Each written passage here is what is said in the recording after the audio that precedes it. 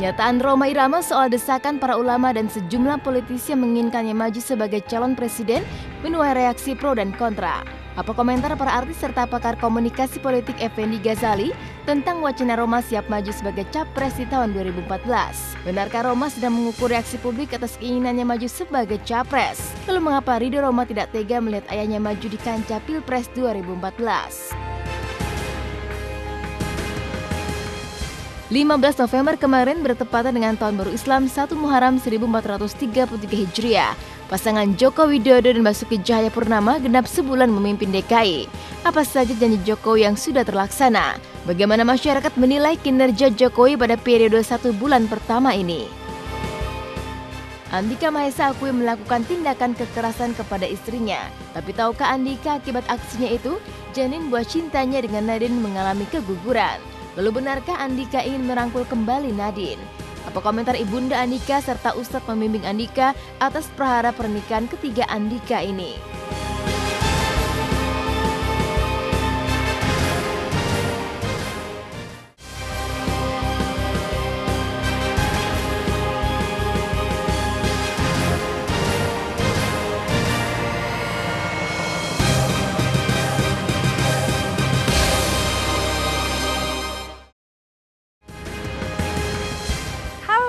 Pemirsa, senang sekali saya Jenitan kembali ke hadapan Anda. Tentunya lewat Trendsetter, program infotainment yang paling hangat, orisinil dan terpercaya, Hotshot. Bukan Hotshot jika tanpa berita terhangat. Untuk itu jangan kemana-mana, simak terus Hotshot karena Hotshot selalu menguak sisi lain di balik berita dan fenomena. 135 juta penduduk Indonesia.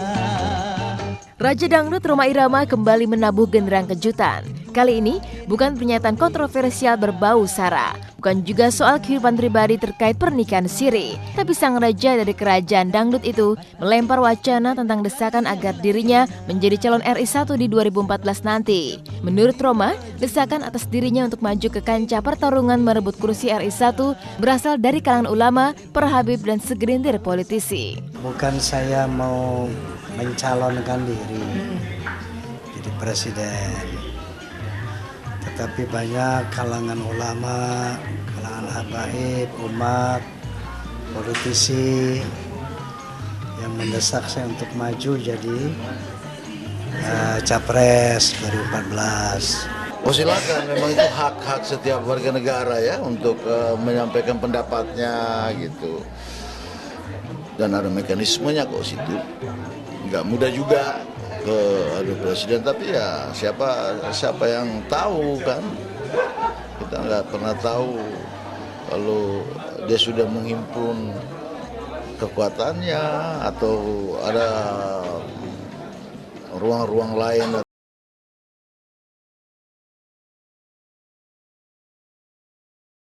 Semakin besar, semakin kuat gitu, dari mungkin cuma hanya sekedar bicara santai sampai sekarang, sampai orang-orang sampai serius banget pengen meminta beliau untuk naik mengajukan diri untuk jadi presiden. 135 juta penduduk. Diakui Rhoma sejak pemilu presiden tahun 2004, banyak pihak melamarnya menjadi calon presiden. Tapi Rhoma menolak karena menganggap presiden itu tidak punya power. Tapi tahun ini, ia diposisikan di titik no point of return, alias tidak bisa mundur atau menolak, meski secara pribadi, ia tetap merasa tidak terobsesi menjadi calon pengganti SBY. Tapi pakar komunikasi politik Effendi Ghazali tidak yakin jika Bang Oma benar-benar nihil obsesi. Juga ketika 2004, ada sekelompok kalangan politisi ulama mendorong saya masuk ke bursa capres, tapi saya tidak bersedia. 2009 juga ada seorang capres, saya nggak perlu saya sebut namanya, juga melamar saya untuk menjadi cawapres. Saya juga tidak terobsesi. Jadi posisinya dalam konteks dalam tanda petik didesak. Tapi saya mengatakan nggak bisa Anda mengatakan tidak terobsesi sama sekali. Itu nggak bisa. Kalau tidak terobsesi sama dengan ditolak dong. Apapun permintaan dari habaib atau siapapun, Anda bilang maaf, saya tidak cocok. Saya tidak mau, saya cukup menjadi pendakwah sambil melalui musik saya. Saya berada pada posisi yang nggak bisa mundur gitu. Artinya didorong, dipaksa bahwa diharapkan hanya Anda yang bisa mempersatukan umat,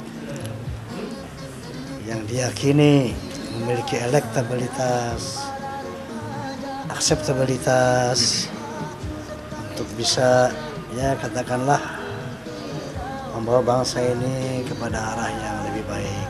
Tidak bisa juga dia sekarang ini menyamakan antara akseptabilitas, jadi artinya orang-orang atau popularitas. Jadi bahwa di alun-alun itu banyak yang menonton dan Allahu Akbar, Rhoma Irama menjadi presiden tanpa mengukurnya secara ilmiah. Nah, dan dia mengatakan akan mencoba mengukurnya secara ilmiah. Ya. Harus diakui, Rhoma memang punya modal popularitas. Sebagai musisi yang sudah puluhan tahun berkecimpung di dunia dangdut, namanya melesak sampai ke lapisan paling bawah di seantero Nusantara. Di kancah politik, ia juga bukan anak bawang. Mengawali karir bersama partai berlambang Ka'bah, Rhoma kemudian hijrah ke Golkar. Bicara visi misi sebagai calon presiden, Rhoma tegaskan bahwa visi dan misinya sudah tertuang dalam lagu-lagu yang ia ciptakan. Di sana ia bicara moral, korupsi, persatuan dan kesatuan, dan berbagai hal tentang kehidupan bersama sebagai satu bangsa.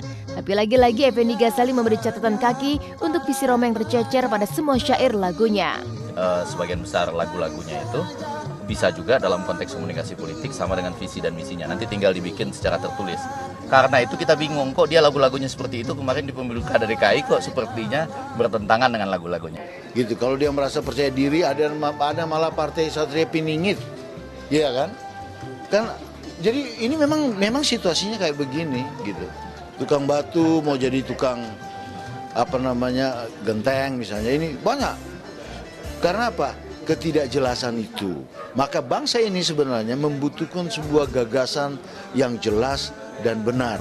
Memang kalau secara fakta memang ada beliau terbukti gitu mampu memimpin suatu organisasi lah. Tapi jangan disamakan dengan memimpin sebuah negara gitu. Itu kan satu hal yang jauh berbeda ya. Skalanya juga jauh berbeda. Jadi ya kita juga nggak tahu. Ya, memang tidak mudah menjadi presiden di tengah situasi negara yang babak belur oleh berbagai persoalan seperti kesenjangan sosial yang semakin lebar, korupsi merajalela, serta lembaga penegak hukum yang terkesan impoten. Jalan Rhoma kian berat, mengingat sampai saat ini ia belum punya kendaraan politik alias partai. Lantas, mungkinkah wacana Rhoma maju sebagai calon presiden hanya sekedar memancing reaksi publik? Saya katakan, seandainya desakan ini juga ada dukungan dari partai, maka mau tidak mau saya harus siap. Nah sekarang ini baru dalam taraf dukungan itu, belum ada dukungan dari partai, jadi saya belum bisa bicara banyak. Saya rasa dia serius, dan dia sudah, jangan-jangan saya menyangka ini sudah sistematis diperhitungkan. Jadi seakan-akan pertama dia mengatakan saya tidak terobsesi, nanti begitu ada partai politik bilang kami serius ingin mengajukan Anda, lalu dia bilang saya siap. Tapi yang pasti presiden itu kan takdir. Tu'til mulka man tasya wa tanzi'ul mulka mimman tasya. Allah lah yang memberikan jabatan kepada siapa yang dikehendaki dan mencabut jabatan siapa yang dikehendaki. Uang yang pas-pasan, taruhan buat makan. Itu cara sehat untuk bisa bertahan. Untuk meraih kursi pemimpin, popularitas saja tidaklah cukup. Calon pemimpin haruslah dekat dengan warganya. Hal itu yang dilakukan oleh Gubernur DKI Joko Widodo. Kamis kemarin 15 November, genap 1 bulan ia memimpin DKI. Berbagai terobosan sudah ia lakukan, mulai dari menata birokrasi sampai melihat langsung kondisi warganya. Lantas seperti apa tanggapan warga DKI terhadap kepemimpinan Jokowi? Simak beritanya hanya di Hotshot sesaat lagi.